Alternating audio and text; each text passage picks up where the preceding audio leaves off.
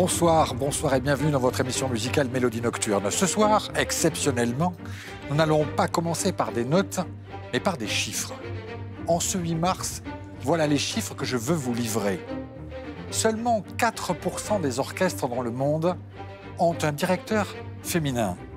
En France, seulement 1% de tous les compositeurs joués sont des femmes. Seulement 4% de tous les chefs d'orchestre sont des femmes. Seulement 23% des solistes en France sont des femmes. Cette invisibilité dans le monde de la musique dit quelque chose sur la musique, mais elle dit surtout quelque chose sur notre société. La musique, en particulier la musique classique, a tellement nié la place des femmes dans le monde de la musique et de l'expression musicale qu'il est difficile, même aujourd'hui, pour elles de se faire encore une place. Si longtemps, on leur a abandonné le statut de muse, ou bien de femme, ou bien de sœur. Nous avons concocté pour vous un petit reportage où l'on voit Schumann, Mozart, Mendelssohn, mais pas Wolfgang, ni Robert, ni Félix. Regardez bien et avec toute la sincérité dont je vous crois capable, dites-vous, est-ce que je la connais, cette femme compositrice passée sous silence, oubliée de l'histoire simplement parce qu'elle était une femme?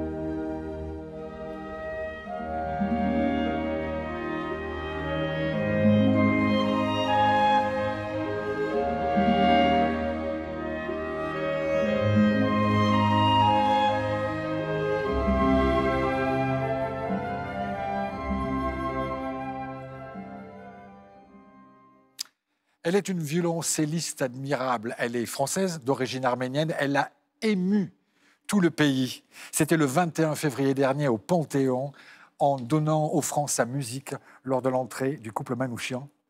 Quel moment extraordinaire, Astrid Cyranossian. Bonsoir. Bonsoir Michel, bonsoir à tous. Comment avez-vous vécu ce moment tellement intensément émouvant pour nous tous qui vous écoutions?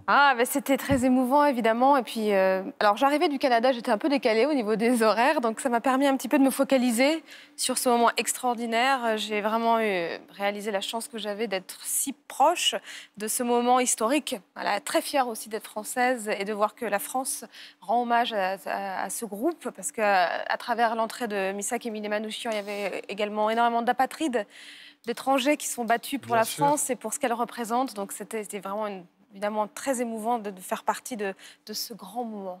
Qu'est-ce que peut apporter la musique dans ces moments de mémoire et de commémoration? Je pense qu'elle apporte surtout un moment peut-être de répit, parce que la parole, évidemment, dans les discours, on a une parole, on a un discours, on écoute des paroles écrites, mais la musique permet de s'évader, et puis la musique permet aussi de se reconnecter avec une époque.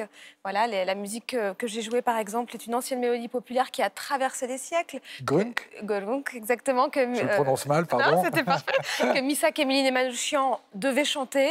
Et voilà, donc je trouve que la musique est un merveilleux moyen de pouvoir traverser les époques et de relier les époques et de surtout avoir le souvenir à la fois émotionnel, sentimental et surtout de ne pas oublier.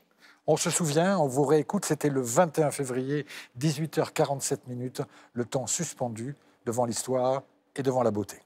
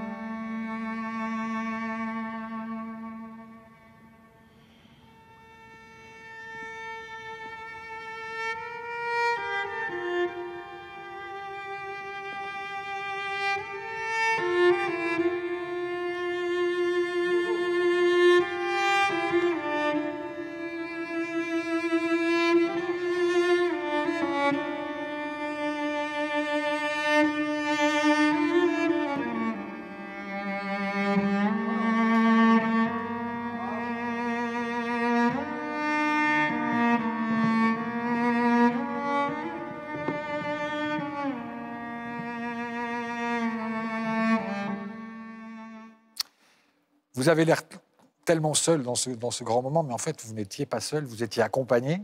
Oui. Vous pouvez me présenter? Alors, c'est un... Parce que les téléspectateurs sachent bien, je vous ai proposé de le laisser en backstage pendant l'émission. Ah ben non. Et hors de question. Mais je monte sur scène avec. Je viens également avec vous, Michel, avec mon violoncelle. Non, c'est un magnifique compagnon qui date de 1756 et qui a appartenu au grand violoncelliste John Barbirolli. Très impressionnant. Sir John Barbirolli, voilà, sa violoncelle extraordinaire et qui me suit depuis quelques temps. Et c'est vrai que voilà, quand on est musicien, surtout quand on est violoncelliste, quand on n'est pas bien grande comme je le suis, le violoncelle prend une place très importante. C'est notre moyen d'expression finalement et il faut en prendre soin comme on prendrait soin d'un être le plus aimé. Vous venez de publier un enregistrement absolument magnifique, duo solo, dans lequel vous jouez de la musique savante occidentale, quoique Ligeti et Zoltan Kodaly, avec des inspirations du voyage, des montagnes arméniennes, mais aussi de la musique populaire arménienne. Oui. Comment s'est fait tout ce mix qui vous ressemble tellement? Ah, qui me ressemble, ouais, c'est bien que vous le disiez, parce que je pense que cet album est peut-être l'album le plus personnel. À la fois, il y a la musique, le pan populaire arménien, et qui est vraiment la musique pour moi brute. Et puis, évidemment, j'ai baigné dans un environnement, dans les conservatoires, j'ai pris des cours de musique dès mon plus jeune âge. Donc la musique classique, on l'appelle classique, savante, a également fait vraiment partie de mon langage musical et de ma palette, en tout cas expressive, que j'aime utiliser sur scène. Donc je me suis dit que ce qui était intéressant, c'est de créer des ponts. Voilà, l'Orient, l'Occident. L'Orient, l'Occident, et puis toutes les musiques, toutes les belles musiques n'ont pas de frontières. Et ça, je trouve que... Mais il y a une époque où il n'y a plus que des frontières, plus que des fils de fer barbelés, de la haine partout. Quel est le rôle du musicien? Le rôle du musicien, c'est peut-être d'essayer à sa petite échelle, évidemment, de proposer des programmes qui pourraient donner l'idée, ou en tout cas... l'envie aussi de pouvoir imaginer que ces frontières n'existent pas, que ces guerres n'existent pas, que simplement nous avons tous un cœur qui bat et nous chantons tous de la mélodie populaire. Et ce que je trouve assez extraordinaire, c'est que si on écoute la musique populaire de tous les peuples du monde, elle se ressemble beaucoup parce que c'est la mélodie. Et la mélodie, c'est ce qui sort du cœur et je pense que c'est aussi un moyen de ne pas oublier l'universalité de l'être humain et de surtout considérer chaque être humain comme un être qui respire et qui a un cœur qui bat. On va vous écouter un extrait. J'ai choisi un extrait où on entend à la fois du Bach, mais aussi, car vous chantez, votre voix merveilleuse dans ces mélodies populaires arméniennes, Bach et l'Arménie.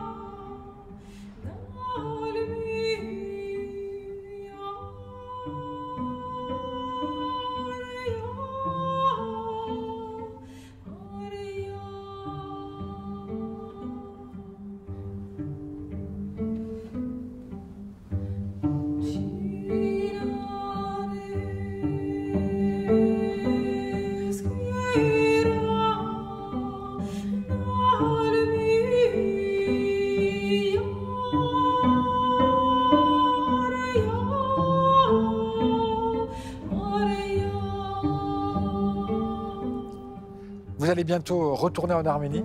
À quelle occasion? Oui, je vais retourner en Arménie d'ici quelques jours pour aller voir des réfugiés du Haut-Karabakh.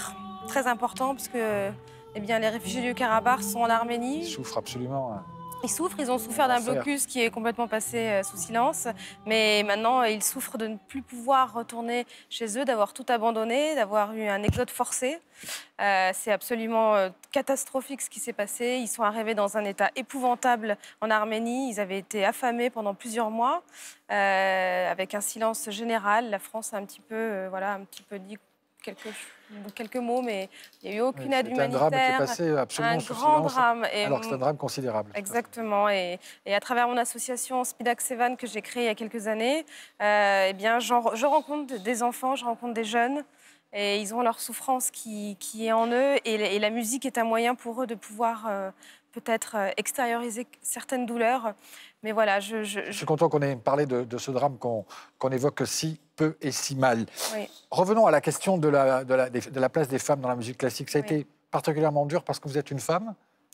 Ça a été particulièrement dur parce que je pense que je suis un être sensible et que forcément j'ai vu aussi l'horreur de la guerre, c'est aussi de voir des mères qui ont perdu leur fils, de voir des veuves, de voir des filles qui ne verront plus jamais leur père ni leur grand-père, leur grand frère. Enfin voilà, j'ai vu toute cette souffrance-là. Après, je pense que la douleur d'un père aussi peut être immense face à la perte d'un enfant, mais le désarroi total de ces mères qui avaient perdu leur fils qui sortait de l'adolescence, ça c'est quelque chose que je n'oublierai jamais. Bien sûr, c'est inoubliable. Voilà. On a commencé cette émission avec toutes ces femmes musiciennes, compositrices, etc., qui ont été passées sous silence, qui ont été niées face à leur incroyable talent. Vous en connaissiez toutes, ou presque toutes? Oui, parce que vous êtes professionnelle, quand même. Je trouve que c'est assez incroyable. Nous vivons une époque assez incroyable où on a la chance de pouvoir réentendre et de refaire vivre de la musique qui a été écrite par des personnalités oubliées, et je m'y intéresse beaucoup. Alors justement, dans ce cadre-là, vous avez rendu justice en jouant leur musique à Nadia et Lily Boulanger. Alors Lily, elle est morte très jeune, si je me souviens, même 24 ans. 24 ans, oui. Voilà. Et alors, Nadia Boulanger. Alors, Nadia Boulanger... Rubalu, racontez-nous. Alors, Nadia Boulanger, la plus grande pédagogue de musique du XXe siècle. Elle a traversé les époques. Elle a eu des élèves absolument incroyables. En passant par Michel Legrand, Astor Piazzolla, Daniel Barenboim, Philip Glass, Bernstein, Quincy Jones. Elle a vraiment formé... Tout ça, c'est des stars masculines qui sont plus connues qu'elle, en fait. Oui, mais ils ne l'ont jamais oublié. Vous lui avez dédié un disque absolument magnifique, Dire Mademoiselle, car c'est comme ça qu'on l'appelait, Mademoiselle. Et tous ses élèves lui envoyaient des lettres, et d'où ce petit film délicieux. Où vous êtes avec le pianiste que nous avons reçu ici, d'ailleurs, et que l'on salue, Nathanaël Gouin, merveilleux pianiste. Et vous jouez quelques extraits de Stravinsky, de Quincy Jones, bref, des élèves de Dear Mademoiselle Boulanger.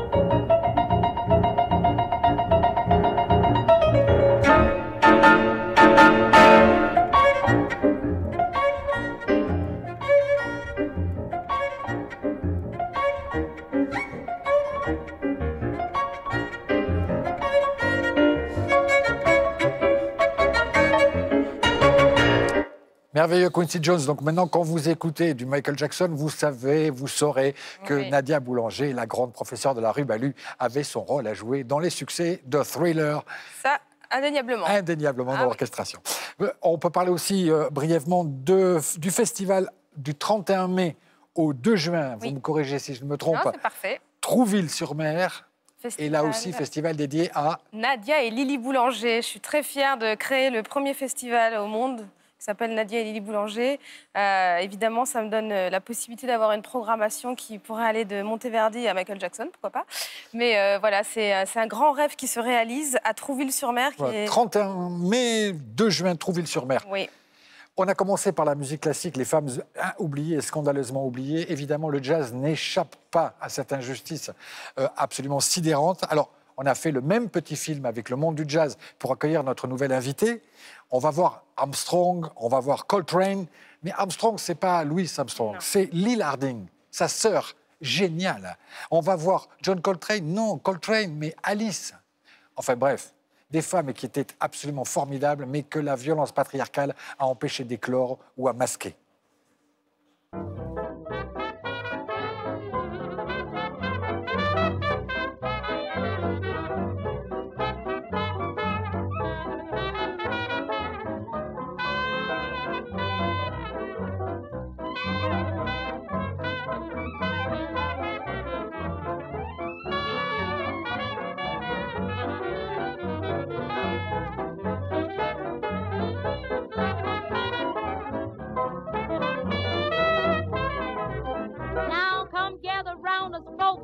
Let us tell you about this swing.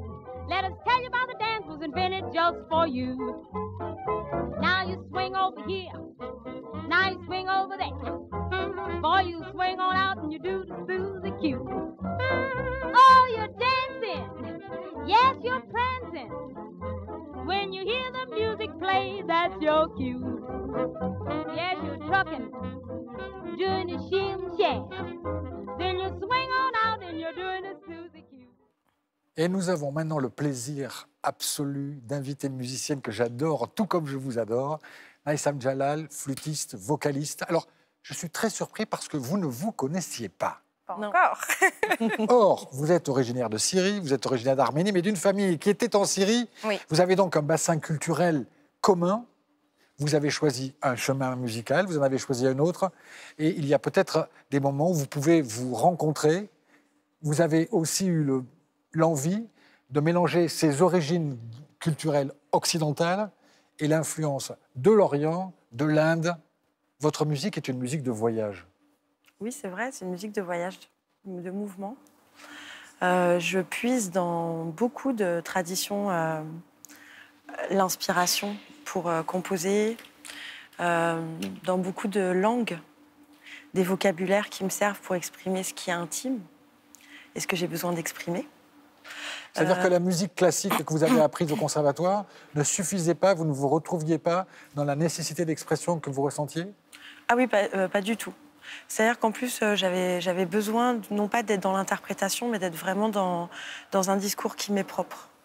Et donc, j'ai étudié la musique classique au conservatoire pendant plusieurs années, de l'âge de 6 ans à l'âge de 18 ans. Et j'ai jamais vraiment j'ai jamais vraiment eu l'impression de faire de la musique. Donc après, c'est une question de rencontre, c'est ça? Oui, j'ai improvisé pour la première fois à l'âge de 17 ans. Et ça a été une révélation. C'est à Montreuil? Non, c'était pas à Montreuil. Non, c'était à Paris, lors d'un vernissage de mon père, qui est peintre. Et il avait invité un contrebassiste qui s'appelle Michel Touzeau et qui fait de la musique improvisée, vraiment musique improvisée. Alors c'est peut-être ce qui explique que maintenant vous avez sorti un album avec un contrebassiste, Claude Chamichian, que l'on salue ici, et au piano, Leonardo Montana. Alors il y a eu Quest of the Invisible et Healing Ritual. Alors les gens qui pensent que la musique, c'est la musique agréable à l'oseille, vous, c'est pas du tout ça. Vous, on parle d'une question d'expérience sensorielle et spirituelle. Est-ce que vous pouvez m'expliquer en quelques mots l'ambition que vous avez esthétique et spirituelle? Oui, en fait, quand j'ai voyagé, quand j'ai été vivre en Syrie et au Caire, j'ai pris conscience à quel point le silence est absolument fondamental dans le discours musical et que c'est lui qui donne un sens, en fait, au discours. Et aussi la transe. En fait, c'est les deux pendants à la fois de la spiritualité dans la musique et à la fois de la guérison. Dans toutes les musiques de guérison extra-occidentales, que ce soit avec les chamans en Amazonie ou que ce soit avec les Gnawa dans le nord de l'Afrique, au Maroc par exemple, la transe est l'élément qui va venir libérer. Et en fait, on guérit parce qu'on libère. Donc la guérison, elle est synonyme de libération, en fait. Elle est intrinsèquement liée à la question de la libération. Ça vous parle, ça, quand vous entendez Oui. ces mots? Et bien sûr, et puis je pense que l'improvisation, elle permet aussi, c'est un pas en fait, quand on improvise, on s'ouvre, on se met à nu, on oublie tous les codes et ça permet, ça permet évidemment de penser la musique différemment que la manière académique que l'on peut recevoir dans un conservatoire. Donc je trouve que ce chemin, il est extraordinaire quand on a la chance de pouvoir s'y retrouver. Moi, j'ai toujours aimé la musique, j'ai toujours adoré m'exprimer à travers les répertoires classiques. Mais j'ai aussi un petit peu touché ce plaisir de l'improvisation et de se transcender et donc d'avoir un langage musical différent. Et oui, je pense que, en tout cas, le public à vos concerts, ça c'est sûr, hyper sensible à ça. Et je pense que ce qui est important, c'est aussi de donner au public de l'émotion, que ce soit de la musique classique, que ce soit de la musique de n'importe voilà, où. c'est le mot émotion. Et rappelez aux téléspectateurs qui peut-être l'ignorent qu'il y a de nombreux langages, de nombreuses langues de par le monde où le mot médecin et musicien sont un et un seul mot. On vous écoute, c'était au temps des victoires du jazz. Vous étiez nominé Révélation, c'est ça? Non, j'étais instrumentiste de l'année. Instrumentiste de l'année. Vous voyez le niveau de ce qui est assis ce soir sur ce canapé. On vous écoute, les victoires du jazz, Naïsam Jalal.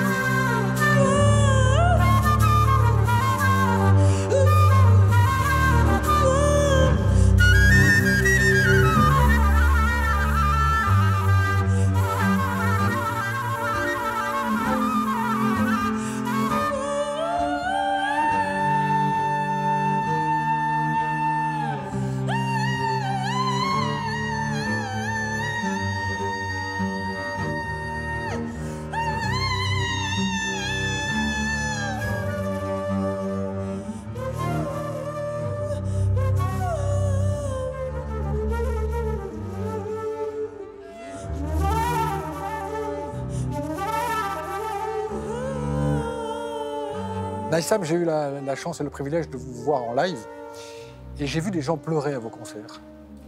D'où viennent ces larmes, à votre avis? Alors, je pense, parce qu'on me l'a beaucoup dit qu'on pleurait à mes concerts, je pense que les larmes, elles viennent d'un nœud qui se dénoue. Quand on pleure, on lâche quelque chose. Et je pense que c'est ce dénouement qui est le premier pas dans un mieux-être. Je pense que les gens pleurent parce qu'ils sont bouleversés. Je pense que les gens pleurent parce qu'ils ont mal et qu'ils ont besoin de lâcher quelque chose. Et en fait, ces larmes, elles viennent s'écouler, elles viennent laisser couler. Ça vous arrive de pleurer en écoutant de la musique? Ah bah oui, souvent.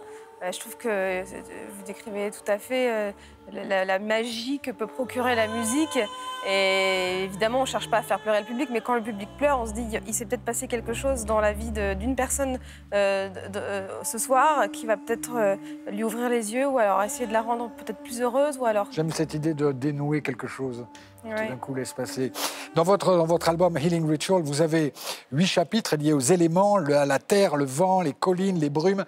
Et vous faites des vidéos absolument formidables. J'ai montré ça à la maison et on m'a dit, elle est écoféministe. Est-ce que c'est une bonne étiquette? Mais j'aime pas les étiquettes, moi. Alors, on va vous écouter plutôt que de mettre une étiquette. C'est le rituel de la forêt. Regardez bien, la construction visuelle et musicale. C'est un chef-d'œuvre.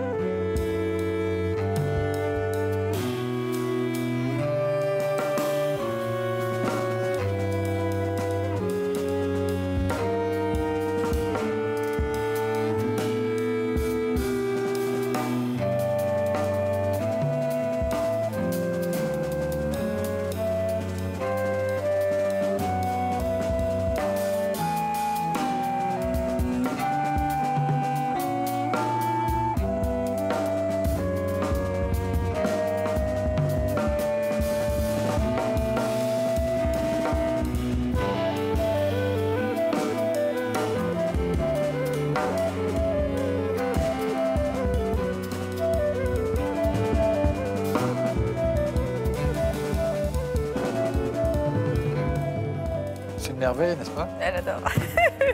Mais vous aussi, vous parlez de la nature et des forêts, des bois, des montagnes, de l'Arménie. Mais la musique populaire, c'est une description permanente de la beauté de la nature. Et Donc, quelle relation vous avez avec la nature, par exemple, alors, comme déjà, artiste? eh bien, déjà, je la remercie tous les jours de me donner un violoncelle. En bois. En bois. Et puis, le rapport à la nature, c'est évidemment quand on voyage beaucoup, qu'on est beaucoup dans les aéroports, dans les villes, on se rend compte à quel point nous sommes des êtres vivants et à quel point la nature nous ressource. En tout cas, moi, je ressens comme ça. La nature me ressource, l'océan, la mer, tous les éléments naturels, en fait, sont essentiel. On oublie beaucoup, on est dans un monde très digital, où on a l'impression que l'évasion digitale ou l'évasion sur les écrans est suffisante. Mais non, reconnecter avec la Terre et puis être un peu humble aussi vis-à-vis de ce qui nous entoure, en tout cas, moi, ça m'inspire et ça me fait beaucoup de bien. Vous avez étudié avec des maîtres en Syrie, en Égypte, mais en Inde du Nord aussi. Est-ce que le concept de rapport de l'artiste avec la nature est différent dans ces zones de la Terre qu'avec l'Occident? Alors, dans la musique hindoustanie, c'est vraiment très particulier. Parce que dans la musique hindoustanie, donc la musique classique d'Inde du Nord, chaque rag, chaque mode... Alors, un rag, c'est à la fois un mode, une échelle de son, mais aussi un chemin. Comment est-ce qu'on se déplace dans cette échelle de son? Chaque rag est lié à un moment de la journée ou de la nuit. Et donc, il y a les ragas de l'aube, il y a les ragas du petit matin, les ragas de la fin de la matinée, les ragas de l'après-midi, les ragas de la nuit. Et donc, il y a rythme. Et oui, et il y a les ragas de la pluie aussi. Et en fait, il y a dans la musique hindoustanie un lien très très fort à la fois entre musique et nature et spiritualité. Dans la musique arabe, le lien avec la nature, il est moins fort, mais avec la spiritualité, il est essentiel. Donc il y a un lien très très fort entre la musique arabe et la musique et la spiritualité et la cantillation coranique aussi. Si vous voulez connaître mieux, aller plus au fond que mes questions superficielles de journaliste de télévision, je vous conseille de puiser dans une formidable interview dans Jazz Magazine, Naïsam Jalal, l'entretien vérité. Ici, on a dit que des conneries, mais là, c'est la vérité. Donc, je vous conseille, c'est évidemment Jazz Magazine qui vous consacre non seulement un formidable dossier sur la trompette, mais aussi cet entretien dans lequel j'ai puisé sans aucune espèce de vergogne pour vous... Mais ça m'a permis de vous découvrir et de vous connaître davantage. On peut aussi, puisqu'on parlait de la position et de la place des femmes dans le monde de la musique, signaler que le Jazz Magazine, notre confrère et notre partenaire ici, va fêter ses 70 ans le 27 mai au Châtelet avec une soirée absolument formidable qui va s'appeler Women in Jazz. Ça sonne comme une revanche aux Women in Jazz. Et donc, il y aura Sophia Lour, Sandra Nkake, il y aura Leila Olivesi, Lou Tavano, que des femmes, des artistes qu'on aime beaucoup ici. Et ce sera au Châtelet, donc le 27 mai. Alors, la cover Classica, ça va me permettre de faire une blagounette de vieux boomer. Regardez cette cover. Figurez-vous qu'elle n'a pas pu être disponible dans les kiosques pour une simple et bonne raison. C'est qu'elle a dû être masquée car cette photo prise sur une scène d'un théâtre, d'un opéra, montrait le zizi d'un garçon et ça, la pruderie des distributeurs des presses françaises ne l'a pas toléré. Donc on a mis une petite pastille rose car certains pouvaient être choqués en découvrant qu'il y a effectivement une différence morphologique et uniquement morphologique entre les garçons et les filles. Voilà, c'était un petit clin d'œil à nos amis de Classica, débat, la mise en scène d'opéra. Est-on allé trop loin? Voilà, nous allons maintenant profiter d'un merveilleux cadeau que vous nous avez fait parce que j'ai fait un truc vraiment... Des fois, j'ai un peu honte, je vous l'avoue. Je vous ai appelé, je vous ai dit, je rêve que vous jouiez ensemble alors que vous ne l'avez jamais fait. C'est génial. Mais pourquoi vous avez accepté? Parce qu'on est curieuses l'une l'autre. Ouais. Et puis parce qu'on s'est dit que si c'était vous ne nous tendriez pas un piège. Et puis de sortir de sa zone de confort, ça permet aussi de se découvrir et puis de faire des belles rencontres. Est-ce que les musiciens, justement, classiques, je ne parle pas de vous en particulier, mais ont tendance à aller découvrir d'autres mondes musicaux ou c'est encore un monde Ah bah, j'espère pour eux qu'ils découvrent autre chose que la musique classique. Je pense qu'on se nourrit de... Votre génération, je En tout parle. cas, ma génération, oui, on écoutait... moi, je me souviens, on écoutait de la bonne musique. Ce qui est important, c'est que ce soit fait avec, dans le respect de la musique et avec goût. Voilà, de tout écouter. De toute façon, on n'a pas le temps de tout écouter, mais voilà, il y a des univers musicaux, moi, qui m'inspirent énormément. Et puis, quand on est musicien classique... Mais encore une fois, c'est une étiquette, comme vous disiez tout à l'heure, d'avoir des étiquettes. Voilà, quand on décide d'être musicien, il faut se nourrir d'absolument toutes les musiques. Et ça nous permet aussi d'être évidemment connectés à notre époque. Et puis surtout de sentir aussi l'apport que peut avoir toutes les musiques dans l'interprétation de la musique classique. Vous nous faites des cadeaux merveilleux. Et si je vous dis, vous êtes une musicienne de jazz, il faut mettre des étiquettes partout. Alors, je mets une étiquette, mais ça vous rentrez pas du tout dans ce... C'est un peu restrictif, non? Non, mais je pense que je rentre dans pas beaucoup d'étiquettes, mais je fais tout ce que j'ai envie de faire à ma façon. Je fais du jazz à ma façon. Je suis une femme à ma façon. Je suis une Française à ma façon. Je suis une Arabe à ma façon. Je suis une musulmane à ma façon. Je suis une flûtiste de jazz à ma façon. Je fais tout à ma façon et je le fais parce que j'ai le droit de le faire comme j'ai envie. Et je pense qu'on se pose beaucoup la question de l'identité. En France, il y a des gros problèmes de xénophobie et tout ça. Et on a tendance à considérer que l'identité, elle est donnée à la naissance et qu'elle ne bouge plus. Alors qu'en fait, il me semble qu'on est ce qu'on a envie d'être, qu'on devient qui on a envie de devenir et qu'on est légitime pour le faire et pour le décider. Très brièvement, aujourd'hui, 8 mars, non pas la journée de la femme, comme je l'ai entendu, mais la journée des droits de la femme, ce qui n'est pas du tout la même chose. Ça représente quoi, le 8 mars, pour vous, Astrid? Moi, ça représente peut-être un jour pour se souvenir qu'être une femme, ça n'a pas toujours été facile, que c'est toujours pas facile, et qu'il est important de ne pas oublier que, évidemment, nous sommes dans un pays privilégié, quand même, il faut le dire, sur beaucoup de choses, notamment sur les droits de la femme, mais que rien n'est acquis et que tout peut changer. Donc, ouais, il faut conserver, il faut continuer à se battre pour que la femme, ait le plus de droits possible et, comme vous disiez, le droit surtout de s'épanouir et de devenir qui elle a envie de devenir, Maïssa, librement. merci 1000 fois d'avoir partagé avec nous votre passion et votre lumineuse manière de comprendre la musique. Merci Astrid. Alors, la dernière fois que je vous ai reçu dans cette émission, c'était avec Alexandre Kantorov. Vous étiez une jeune violoncelliste promise à un avenir brillant. Je me suis retourné 5 minutes. Vous êtes une star. On vous demande absolument partout. Je ne sais pas si la prochaine fois vous vous répondrez au téléphone Mais je lors de reviens ma toujours prochaine avec invitation. plaisir. Alors ça va. Chez On vous, vous Michel. retrouve. Vous êtes ici absolument chez vous. Et l'une et l'autre. Merci. Vive les musiciennes. Et reconnaissons-le pour le talent qu'elles ont et pour le talent qu'elles méritent.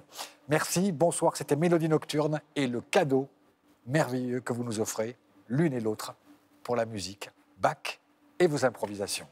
Bonsoir.